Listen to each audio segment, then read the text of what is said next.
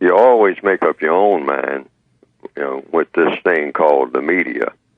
And that includes everything that I write.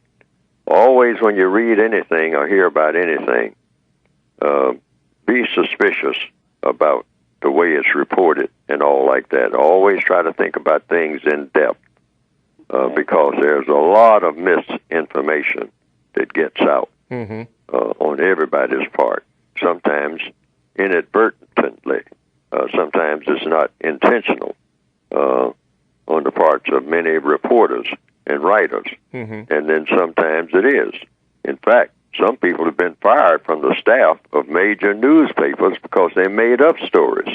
Oh, okay. Yes, quite a few people. The chief strategy of the white supremacists is deception backed up by direct violence. Deception is a form of violence if it does unjust harm to people. So they have always depended on fooling people, saying things that are not true, spreading lies. I mean, they do this all the time. They have to.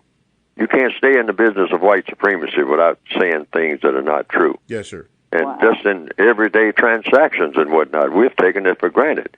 If you get a car repaired, you're going to get cheated. I mean, we all taught that. Both, black people are taught that that this is normal. This is normal way of doing business. If you're buying a house, you're going to get cheated. If you're getting ready to sell one, you've got to jump through a lot of hoops and all like that, a lot of paperwork. And in that paperwork, they have such a thing as, and it's very commonly accepted, in all major paperwork, they have a cliche saying that goes way back, and everybody's kind of familiar with it in the English language, and that is what? Small print. Yes. Read the small print. Now, why is the print small? The print that is really important, whatever's telling you in that contract, should be very bold. Yes. That is, if you're trying to be honest, all the things that can get you in trouble and whatnot should be in great, big, bold letters.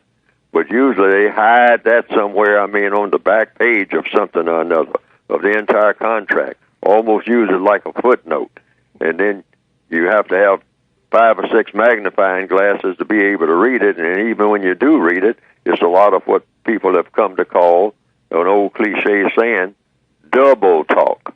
Yes. And sometimes triple and quadruple talk. So that you just throw up both hands and say, well, I'm not going to read all this because even if I do read it, I don't understand anything about it.